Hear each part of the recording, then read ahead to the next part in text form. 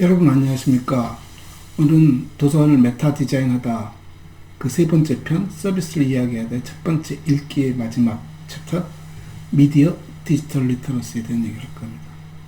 꽤 오랜 동안 중단되어 있었는데요. 얘기가 그동안 학기 말이기도 해서 조금 바빴습니다. 오늘 얘기는 도서관을 어떻게 설계할 것인가의 이제 서비스 편 얘기이고 그 중에서도 읽기에 대한 얘기. 이 서비스 편은 크게 읽기, 듣기, 말하기, 쓰기로 나눠져 있는데 그 중에 읽기에 대한 얘기 마지막 읽기에 대한 얘기 주로 리터러시에 대한 얘기, 지식산업과 문화읽기에 대한 얘기, 그리고 마지막으로 미디어 디지털 리터러시에 대한 얘기를 할까 합니다. 우리가 문화라고 하면 그 생태, 자연과는 좀 대비되는 인간이 만들어낸 인위적인 행위들을 얘기합니다. 그래서 문화에 대한 얘기도 상당히 여러 가지들이 전해지고 있고 많은 얘기들을 나누는데 문화는 말 그대로 인위적인 것이죠. 사람들이 만들어낸 것이고 사람이 자연 속에서 자연을 거스르면서 자연을 다스리면서 또는 자연과 더불어서 살아가면서 자기들이 만들어낸 하나의 행태들, 삶의 모습들을 얘기하는 겁니다. 그래서 가끔 문화의 지체 현상에 대한 얘기도 하고 여러 가지 얘기를 하지만 그 자체가 문화라는 공간 속에서는 그게 다 삶의 모습들이라고 저는 생각합니다. 그래서 문화가 우리가 동질성을 갖고 살아가는 공간, 동질적이기 때문에 서로 어우러져 살아간다고 생각하지만 그 안을 들여다보면 굉장히 다양한 모습들을 갖고 있습니다. 그게 다양하기 때문에 문화가 변하고 발전하고 있다고 보는 것이죠. 소위 말해서 전이가 일어나기도 하고 변이가 일어나기도 하고 서로 충돌도 일어나고 새로운 것들이 새로 유입되어지기도 하고 외부에서 자기네들끼리 또 유출되어지기도 하고 그 속에서 서로 굉장히 다양한 현상들이 나타나지고 변화가 나타나는 것들입니다. 그래서 그런 것들을 좀 이 커뮤니티라는 공간에서 하나의 공간을 이루기 위해서 이 공간 속에서 서로 그걸 조화롭게 만들어가는 작업들. 서로가 이해하게 되고 서로가 배려하게 되고 또 다른 문화, 다른 사람들의 생각들을 받아들이고 내 생각을 전달하고 그런 과정을 잘 전하기 위해서 만들어진 게 저는 도서관이라고 보고 있고 그래서 도서관 서비스에서는 리터러시라는 부분이 굉장히 중요한 대목이다. 그래서 리터러시란 그것이 책을 읽는, 지식을 받아들이거나 사람의 생각을 듣거나 하는 그런 자세에 관련된 또는 그 사람 생각을 읽어드리는 그런 리터러시, 그것에 대한 가장 기본적인 장치, 그것도 확장해서 우리가 문화까지도 쳐다보는 것이고 최근 들어서는 좀 심각하게 대두되는 것이 미디어라든가 디지털이라는 부분에 있어서 우리가 리터러시 얘기를 안 할 수가 없습니다. 왜냐하면 문화라는 것 자체가 서로 공이 어우러져 살면서 약간의 변화와 전이와 변이들이 발생하면서 그 수용하고 타협하고 그래서 그런 변화를 만들어가는 과정인데 그 속에서 강력한 힘으로 무장한 것이 미디어, 그 중에서도 디지털에 대한 얘기입니다. 거의 어떻게 보면 미디어를 장악하거나 또는 디지털에 대한 기술을 갖고 있거나 디지털에 대한 어떤 자본을 가진 사람들이 그런 문화의 흐름 속에서 사람들의 그 생각과 마음들이 전달하는 과정 속에서 거대한 힘을 발휘해서 강제성을 떼거나 힘으로 밀어붙이거나 다른 사람들을 말살하거나 하는 식으로 하면서 전체의 어떻게 보면 그 흐름을 왜곡하는, 오도할 수 있는 힘이 존재한다. 그렇기 때문에 도서관은 그런 것들에 대한 경각심을 심어주고 그런 것들을 좀 구별할 수 있는 능력을 키워줄 필요가 있지 않을까? 아무것도 모르는 사람에게 무슨 지식을 하나 전달하면 그 사람에게 그것을 받아들이는 힘이 엄청 커집니다. 그래서 그걸 절대적으로 믿게 되는 것이죠. 근데 그 힘이 여러 사람과 어우러져 살면서 조금씩 변화도 되고 이해도 하게 되고 비판도 하게 되고 하면서 자기 스스로가 정리해 가는데 그 다양한 소스를 접할 수 있는 기회가 미디어라든가 디지털들이 막을 수도 있다는 거죠. 우리가 인터넷 세상이 무서운 것은 뭐냐 하면 멀리 있는 사람들과 소통하기가 굉장히 쉬워졌다는 것이지만 또 경우에 따라서는 단시간 내에 엄청나게 많은 정보가 쏟아져 들어오고 있다는 얘기도 될 수 있는 것이고 그런 정보들을 수용할 수 있는 어떤 메커니즘이 잘 준비가 되어 있지 않다 보면 선별적으로 받아들이게 됩니다. 좀 쉽고 편한 대로 받아들이죠. 자기가 익숙하고 자기가 주장하거나 자기 생각과 같은 생각들을 계속 받아들이면서 그 생각이 굉장히 커지죠. 그래서 심지어는 세상이 모두 다 그런 생각으로 가득 찬 것처럼 착각을 할 수 있습니다. 그래서 다양성을 갖는 것이 중요하다는 것이 바로 그런 맥락에서 우리가 다양성을 가져야 한다라는 얘기를 지금 나누는 것이고, 그 다양성이라는 이름에서 미디어와 디지털에 대해서 우리가 견제할 필요가 있고 그것을 잘 이해할 필요가 있겠다. 그게 도서관의 기본 역할이 되지 않겠느냐 하는 것이 서비스를 얘기하는 과정에서 우리가 지금 얘기를 나누고자 하는 것입니다. 그래서 도서관에서 해주는 서비스는 지식을 일방적으로 전달해 주거나 또는 지식을 쌓아두고 잘 조직해 둠으로써 알아서 이용해라라고 방치하는 것이 아니라 그런 균형점을 찾아가는, 또는 사람들에게 어떤 것을 인식하고 이해할 수 있는 지적 능력을 키워줄 필요도 있고, 그것을 자그맣게 경험함으로써 판단할 수 있게 해주고 옳고 그름을 판단할 수 있는 방법들을 일러주고, 그런 것이 중요하다는 것이죠. 그래서 소위 미디어 얘기할 때 많이 나오는 것들이 팩트 체크에 대한 얘기를 합니다. 누가 이 정보를, 이 내용을 전달했는가에 대한 얘기, 그 사람이 전달하는 과정의 의도가 무엇인지를 알아보는 것하고, 그 전달 내용이 진짜 맞는지를 알아보는 내용하고, 그것이 미치는 영향이 어떻게 되는지에 대해서 피드백을 해보는 작업을 하고, 그래서 자신 스스로의 판단 기준을 만들고 그래서 자기가 판단을 하고 선택하고 하는 그런 훈련들이 필요하다. 물론 교육기관에서 그런 것들을 다루고는 있지만, 교육이라는 것이 굉장히 오랜 시간 동안 많은 것들을 알려주다 보니까 좀 부족한 점이 있을 수 있죠. 그리고 시간적으로 제한되어 있고, 초등학교, 중학교, 고등학교 올라오면서 어린 시절에 보내서 이제 나이가 들면 생업에 바쁘다 보니까 이제 그런 것들에 대해서 조금 더 무관심하게 되고 아무 생각 없이 받아들일 수 있는 그런 상황이 올 수 있다는 것이죠. 그래서 도서관이 어떻게 하면은 사람들에게 올바르게 인도할 수 있고 우리 문화가 좀 공평하게, 그러면서도 우리가 전체가 대의가 모여서 하나의 큰 흐름을 만들어갈 수 있을까를 논의할 필요가 있다. 그게 제 생각입니다. 그래서 도서관 설계하는 과정에서 특히 서비스를 얘기하는 부분에서 굉장히 중요한 대목이지 않을까라고 보는 것이, 어떻게 하면 리터러시를 우리가 수용할까, 어떻게 하면 리터러시를 제공할 수 있을까에 대한 얘기, 그 리터러시를 우리가 어떻게 바라볼 것인가에 대한 얘기.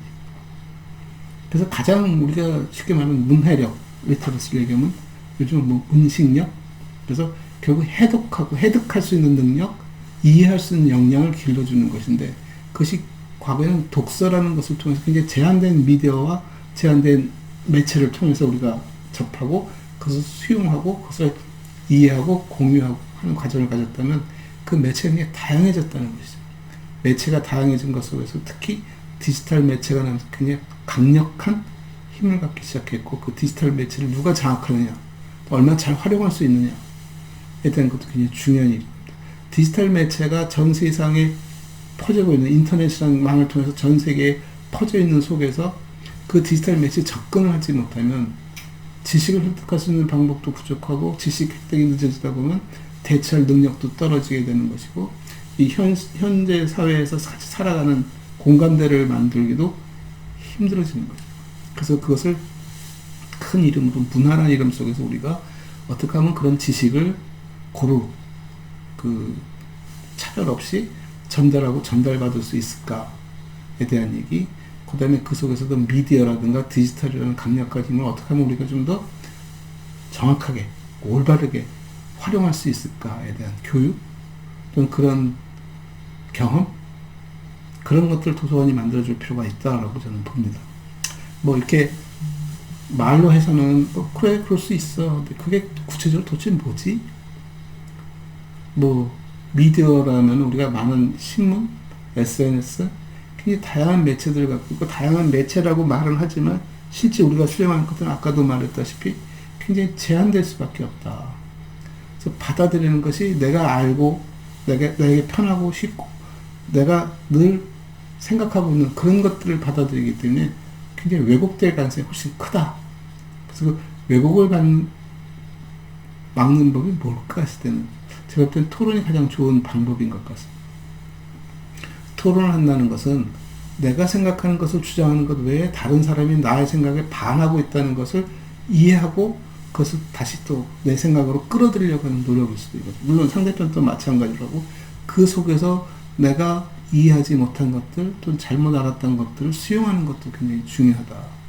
그래서 도서관에서 그런 토론 프로그램들을 만들어내는 것이 참 필요하지 않을까라는 얘기를 하는 것이고, 그 토론 프로그램을 만들어낼 때 우리가 가져야 할 자세는 뭐냐면 굉장히 쉽고 가깝고, 그러면서 자기 의견 내기도 편안하고 자기 주장이 있는 것이고, 그러면서 약간의 논란의 여지가 있는 것들, 그런 것들을 들고 얘기를 나누면 그 토론의 끝이 그렇게 좀 불행하지도 않고, 좀 표현이 적절하지는 않지만 서로가 용납할 수 있고, 서로가 용인할 수 있고, 이해할 수 있고, 당장에 내 행동과 내 생각을 바꾸지는 못하더라도 그런 사람들이 있다는 것을 알아주는 것도 굉장히 중요한 방법이다.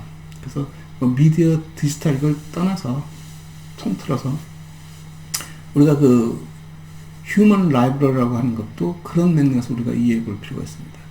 휴먼 라이브러리는 아까 얘기한 대로 책이 나왔어. 다양한 종류의 책이 있음에도 불구하고 내가 선택하지 못하는, 굳이 선택하려 하지 않은 그런 주제, 그런 생각들, 그런 현상들에 대해서 사람이 직접 교감을 통해서 자기 입장을 전달하고 그 사람의 얘기를 들으면서 좀 이해를 높여갈 수 있는, 책보다는 훨씬 더 가깝고 책보다는 훨씬 더 교감이 수월하고 직접 대면하기 때문에 그 사람부터 받는 영향도 훨씬 더 클 수 있죠. 그래서 그런 휴먼 라이브러리 프로젝트를 조금 더 활성화시키고 그 과정에서 자연스럽게 토론이 일어나거나 대화를 할 수 있는, 특히 성장기 아이들에게서는 그 자기 미래에 대해서 해석하고 쳐다보는 방법들을 좀 우리가 어른들이 같이 동참해서 그걸 나눌 수 있는 기회를 만들어주는, 다양한 직업에 대한 얘기를 한다든가, 다양한 문화에 대한 얘기를 나눈다든가, 다양한 사상에 대한 얘기를 나눈다든가, 그래서 뭐 관습에 대한 얘기를 나눌 수 있는 것이고, 뭐 성에 대한 얘기도 나눌 수 있는 것이고, 우리가 얘기하는 이제 배려에 대한 얘기도 나눌 수 있는 것이, 굉장히 다양한 주제를 만들어낼 수 있다고 봅니다. 그래서 그런 것들을 우리가 어떻게 디자인하면 좋을까? 그래서 도서관이 정적인 공간이라기보다는 굉장히 다이나믹한 공간이었으면 좋겠다라고 보는 것이죠. 며칠 전에 그 제가 인터넷을 통해서 접한 부분인데, 그 부분을 보면서 조금은 제가 이런 것들이 도서관에서 조금 부정적일 수 있나? 라는 좀 의아심을 가진 게 하나 있습니다. 이게 한국출판산업진흥원에서 해낸 그 책 문화센터를 구축하는 프로젝트입니다.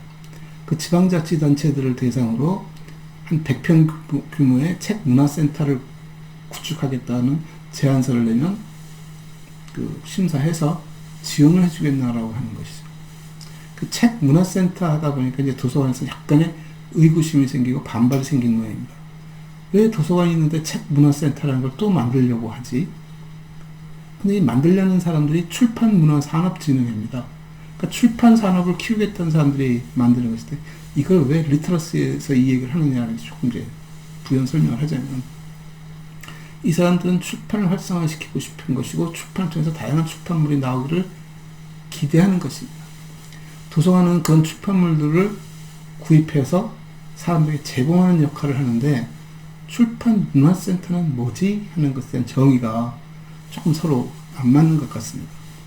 왜냐하면 출판 문화센터 하면은 여전히 출판하는 분들도 독서에 대한 얘기를 하는 것이고, 도서관은 그 독서를 좀 권장하고 있는 그런 공간인데 왜 따로 만들까? 그 따로 만들까라는 생각을 하고, 왜 도서관인데 그런 걸 만드니라는 그런 좀 배격하는 자세를 갖을 것이 아니라, 기왕이면 책 문화센터라는 이름으로 도서관이 그걸 수용할 수도 있겠다라고 봅니다. 이 사람들이 생각하는 책 문화센터는 작가에 대한 얘기인 것 같습니다. 작가들을 양성하고 작가들이 쓴 책들을 좀 좀 우호적으로 받아들일 수 있게끔 만드는, 그래서 책을 살 수 있게끔 만드는 그런 문화 풍토를 만들고 싶은 거겠죠. 아까 말한 휴먼 라이브러리 프로젝트 시각에서 보면 딱 걸맞는 얘기입니다. 저 사람은 뭘 생각하고 살고 있지? 저 사람이 책을 썼다는데 저 사람 책은 뭐지? 나 바빠. 그리고 그런 책까지 읽을 만큼 여유가 없어. 그런데 그 사람을 만나면 어떻게 보면 종합 선물 상자 아닙니까?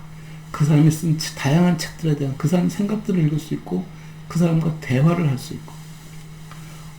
우리 아들이 어렸을 때 중학교 때 제가 그 아이를 연구녀 때 데리고 나갔었는데 그때 그 아이가 뭐라고 말하냐면 문화클럽 같은 데에 가입을 했다 그러더라고요. 방과후 활동에서. 왜 거기에 가입을 했니? 했더니 한 학기가 끝나고 나면 활동 끝나고 나면 지역 작가를 만날 수 있는 시간을 주겠다고 해서 호기심에 했노라고 하더라고요. 지역 작가를 만나고 싶었다는 거죠. 지역 작가가 누구지? 우리 주변에도 그런 작가는 분명히 있을 겁니다. 그래서 그런 지역 작가를 만난다는 호기심에 그런 활동을 하게 되는 것처럼 우리 지역사회들이 그런 지역 작가를 만날 수 있는 기회를 만들어주고 지역 작가들이 활동할 수 있는 공간을 만들어주고 그 사람들이 독자와 대화할 수 있는 공간을 만들어준다면 제 목적은 단순히 책을 많이 보자, 독서를 하자라는 의미에서 한 걸음 더 나가서 미디어 디지털 리터러시라는 시각에서 찾아볼 수 있다는 거죠. 아, 저렇게 다양한 사람들의 생각들을 우리가 듣고 읽고 받아들이고 비판하고 토론하고 그런 과정으로 연결시킬 수 있다면 시민의식도 높아지고 시민들이 도서관에 참여하는 기회도 커지고 시민들이 사람을 만남으로써 책을 읽는 것과 똑같은 효과를 놓을 수 있겠죠. 물론 책을 읽는다는 것이 주는 가치가 독특한 가치가 하나 있습니다. 그건 전 어휘력이라고 봅니다. 책을 읽을 때는 말을 할 때와 좀 다르게 이 생각을 어떻게 전달할까를 굉장히 다듬어서 단어를 만들어서 표현을 합니다. 말은 쉽게 나오다 보니까 나오고 나면 돌이킬 수도 없을 뿐만 아니라 다시 돌아갈 수 없으니까 진행되고 마는데 글이라는 것은 그걸 되짚어 보면서 고치고 해서 가장 적절한 단어를 쓰는 것이죠. 그런 어휘를 사용함으로써 우리나라 말도 발전할 수 있는 것이고 우리나라 말이 굉장히 풍부해질 수 있는 것이고 사람들이 책을 읽으면서 그 어휘에 대한 이해를 높게 가질 수 있고 그 어휘를 활용해서 또 자기가 말을 할 수 있는 글을 쓸 수 있는 기회를 만들기 때문에 책이 주는 독특한 효과가 있습니다. 그걸 제외하고 그걸 놓고 본다면 결국 책이라는 것은 작가와 독자와 대화를 하는 공간입니다. 그 대화가 시간이 좀 있죠. 유격이 좀 있는 겁니다. 작가가 던진 말을 독자가 읽고 그걸 반문하고 싶어도 못하고 그걸 할 수 있는 판단은 두 가지. 하나는 아, 참 옳다, 맞다, 나도 이렇게 살아야지 하거나 아니야, 이건 아니야, 틀렸어 하고 배격하거나. 그래서 이렇게 극단적으로 가는 것보다는 작가와 직접 소통을 통해서 그 작가를 이해하게 되고 그 작가의 작품을 수용하면서 비판적으로 읽더라도 왜 이렇게 썼는지 충분히 그래, 나와 생각은 다르지만 당신 생각도 내가 충분히 이해할 수 있을 것 같아. 하지만 내가 살아가는 삶 속에서 당신이 하는 생각대로 나는 살고 싶지는 않아 라고 하더라도 그 사람을 이해할 수 있다는 것만 같더라고요. 그래서 그런 것들이 확장되어지면 각 다양한 미디어에서 쏟아지는 그 많은 정보들 좀 디지털을 통해서 쏟아지는 어떻게 보면 굉장히 나한테 강압적으로 강요하는 듯한 그런 정보들도 수용할 수 있고 배격할 수 있고 판단할 수 있고 전부 다 들을 수 있다는 얘기죠. 남을 수 있고. 그래서 저는 이런 프로그램들이 도서관이 좀 우호적으로 받아들이고 아니 도서관이 먼저 이런 것들 수용하고 발전시키면서 출판하는 분들과 그것이 글로 나올 수 있고 책으로 만들어질 수 있도록 유도해 주는 것도 좋은 일이라고 생각합니다. 제가 한번 어선가 얘기한 기억도 있고 학생들한테도 한번 그런 얘기를 했는데 어느 지역사회에 살고 있는 뭐 유명한 작가가 한 명 있습니다. 그 지역사회 도서관에서 아, 우리가 저 작가를 초빙해서 얘기를 좀 들어보자. 이 지역사회 작가니까, 이 지역 출신이니까 충분히 해줄 거야. 라고 의뢰를 했더니 작가가 얼마를 줄 수 있느냐라고 물어봤답니다. 그러니까 이 지역 도서관에서는 하도 어이가 없어서 돈도 없을 뿐만 아니라 그 일이 성사되지 못했는데 왜 그런 일이 일어났을까? 그래서 이제 작가 이렇게 쭉 수동을 해서 작가 얘기를 들어보니 아니 내가 그 지역 출신이라 하지만 그 지역에서 나에게 해준 것이 아무것도 없는데 이제 와서 새삼스럽게 내가 유명해졌다고 와서 얘기를 해달라면서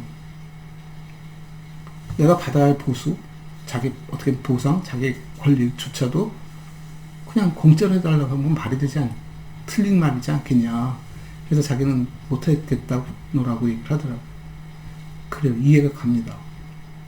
그 작가가 크는 동안에 엄청난 고민도 있었을 것이고, 엄청난 공간이 필요했을 것이고, 엄청나게 많은 책을 읽을 필요가 있었겠지만, 도서관이 그 사람에게 지원해주는 건 거의 없다는 거죠. 물론 그 사람이 그렇게 성장할 거라면 상상도 못했을 수도 있는 거죠. 그래서 제 생각에는 우리가 그 지역의 그런 사람들을 좀 발굴하고, 성장하고, 공감하고, 최소한 어느 작가가 성장하는 과정에 우리 지역 작가야. 우리 지방 출신이고, 저 사람의 생각을 내가 알고 있고, 저 사람의 삶을 내가 이해하고 있고, 우리 많은 얘기를 나눠봤어. 광고 중에서도 가장 좋은 광고가 뭐냐면, 내가 써봤는데 라는 경험에 대한 광고가 굉장히 중요하고 굉장히 효과가 크다고 합니다. 마찬가지로 지역 작가가 그 지역에서 출발해서 전국으로 세계화되어지는 과정 속에서 그 작가의 힘이 될 수 있는 가장 그 밑돌은 뭐냐면 지역입니다.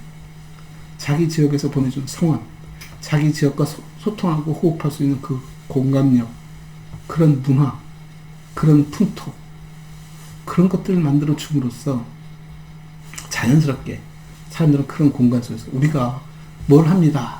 이번에는 독서 교육을 합니다. 이번 리터러시, 미디어 리터러시를 합니다. 디지털 리터러시를 합니다.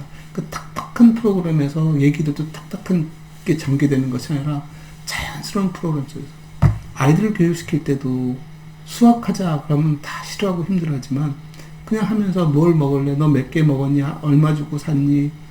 그래서 학생들, 아이들 데리고는 시장놀이를 하지 않습니까? 그 가게 가서 물건을 사오고 거스름돈을 받아오고 이것이 점점 크면서 이제 이게 익숙해지면서 산수 이렇게 발전해 가겠죠. 그래서 도서관이 갖는 교육 프로그램들은 기존의 학교에서 보여주는 프로그램과 좀 달리 프로그램들을 조금 더 느슨하게 넓혀서 다양한 관계 속에서 다양한 것을 서비스할 수 있는 그런 공간. 그래서 읽기 프로젝트, 읽는다는 것, 즉 사람을 읽는다는 것, 굉장히 중요한 일이라고 생각합니다. 물론 우리가 다음 시간에는 듣기에 대한 얘기를 하겠습니다만 읽기에 대한 얘기는 듣기와는 조금 더 다른, 좀 심화시키고 좀 되짚어보고 토론하고 하는 부분들이 들어있다라고 보기 때문에 제가 미디어 디지털 리터러시라고 제목은 달아놓고 조금 다른 얘기를 한 것은 미디어와 디지털인 것을 특화시켜서 막 미디어는 어떻고 디지털은 어떻고 굳이 차별하거나 구별할 필요 없이 우리가 갖던 리터러시 전체에서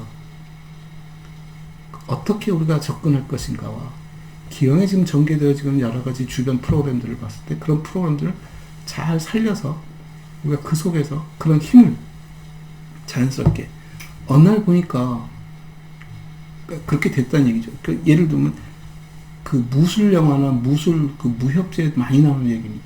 어느 젊은 친구 하나가 무술을 배우기 위해서 산속에 있는 절을 찾아가서 스승님을 찾아가서 자기 제자로 받아들여줘라. 견딜 수 있겠냐? 무엇이든지 할 수 있습니다. 첫날부터 그에게 시켰던 일은 물지개를 들고 가서 물을 떠오는 일을 시킨다든가 장작을 패는 일을 시킨다든가 마당을 쓸게 한다든가 1년이 다 가는데도 무술은 안 그렇죠. 계속 쓸데없는 일만 가르쳤다. 지친 제자가 화가 나서 자 가겠다. 그래서 간 제자도 있었겠죠. 근데 버티고 남았더니 무술을 가르치는데 자기가 그동안 했던 그 모든 동작들이 모든 행동들이 그 무술을 하는데 굉장히 중요한 밑돌이 되었고 경험이 되었고 훈련이 되었고 자연스럽게 무술이 그 속에서 구조화되는 규범화되어지는 모습을 보여준다는 거죠. 그래서 이게 동서양의 차이라고 말을 할지는 모르겠지만 우리 아들이 어렸을 때 테니스를 배우는 모습을 보고 제가 느꼈습니다.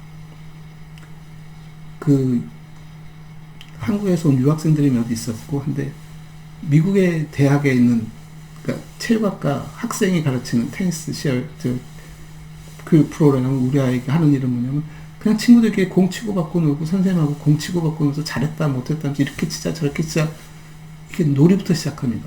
공을 직접 치고 던지고 받으면서.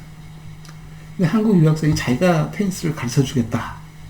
그래서 그렇게 하겠다고 봤더니 이 친구는 자세부터 가르치더라고요.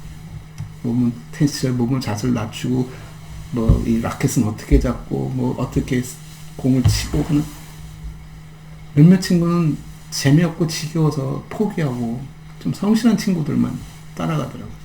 이게 방법의 차이일 수 있겠지만, 그렇게 해서 재미를 붙이고, 자기 나름대로 기술을 익히면, 이제 정교화시키고, 좀 정교하게 하는 방법을 익혀주면, 훨씬 더 성과가 나을 거라는 것이 서양 아이들의 생각인 것이고, 우리도 옛날에는 그렇게 했을 텐데, 최근 들어서는 그런 어떤 뭐랄까 실적에 빠지고 어떤 그 결과에 내는 데만 집착하다 보니까 모습이 그럴듯해 보이고 멋있게 보이고, 그래서 폼은 굉장히 훌륭한 테니스 선수 폼이지만 실제 시합에 나가면 이렇게 뭐 썩 잘하지 못해. 어느 정도까지 가겠죠. 그런 것들의 차이지 않을까. 그래서 저는 도서관이 모든 부분에 있어서 미디어가 되었던, 책이 되었던, 디지털이 되었던, 문화가 되었던, 통틀어서 문화라는 이름 속에서 그런 리터러시 공간이었으면 좋겠다. 심지어 세상에서 돌아가는 많은 프로그램들, 많은 음악들, 생소한 음악들조차도 아, 저런 음악이구나 하고 좀 더 복합적으로 들을 수 있는 기회를 주고 알려주면 좋지 않을까 하는 생각을 합니다. 아마 여러분 다 경험하셨을 겁니다.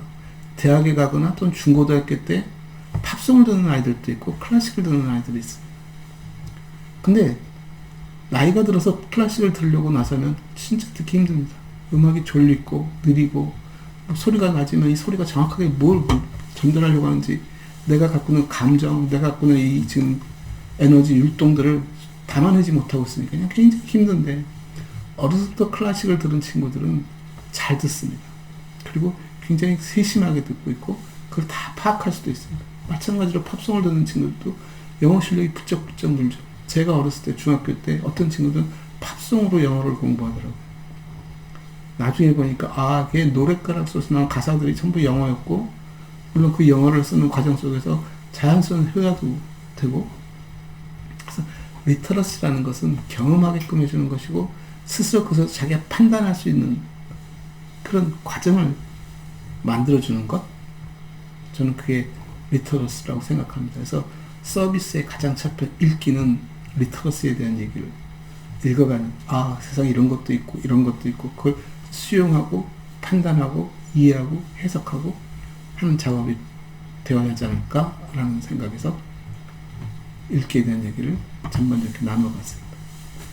오늘은 여기서 마치겠습니다. 감사합니다.